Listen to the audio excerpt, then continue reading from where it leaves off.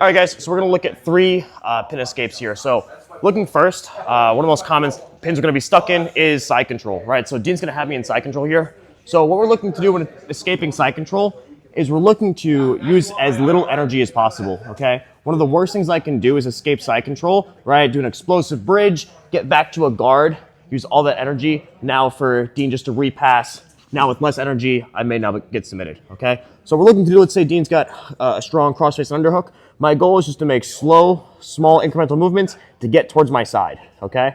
So what I can start to do is walking my legs away, just trying to create distance between his knees and elbows here, okay? So as I start to make space, I'm just slowly working my way to my side, okay? Anytime he forces me back to my back here, all right, I just remake that space as much as I can, okay? I want to do as little extension as possible, so the more I bridge, okay, this may allow me to have some opportunistic escapes, but it's going to cost energy, okay? So small moments of extension, maybe a small, like little baby bridge here, and then just being able to start to close that space by getting onto my side as best I can, okay? So if you go to like really hold me down here, right, I'm just slowly inching my way onto my side.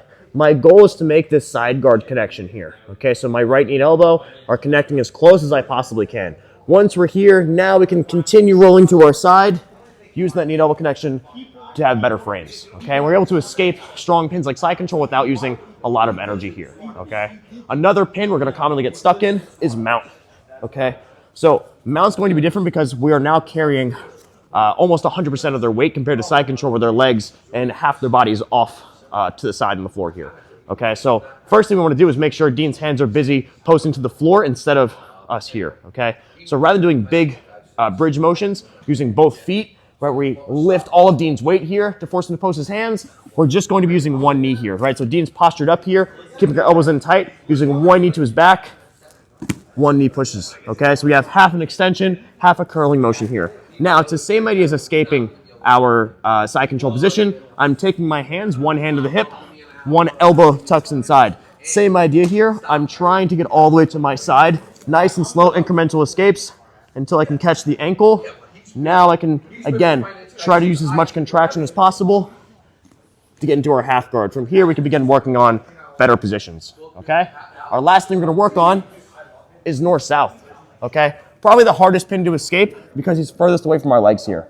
All right, so what we'll work on is when we have the ability to keep our elbows in between their armpits here, what we're not gonna do is start bench pressing Dean off of us, okay? I'm extending from my elbows here, all right? So if you guys that go to the gym, this is kind of like front racking a bar here.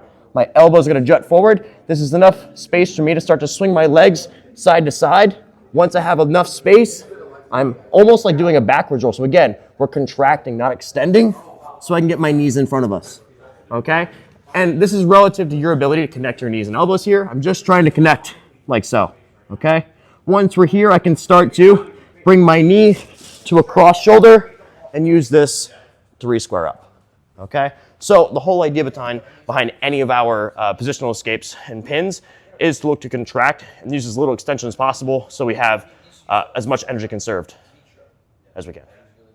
Thank you guys for watching. Appreciate it. If you guys like this video, I'll be posting more things like this on YouTube here. I also go into more in-depth videos on my Patreon, as well as different content on Instagram. So if you guys want to check out my other socials, that'd be great. Thank you guys for watching.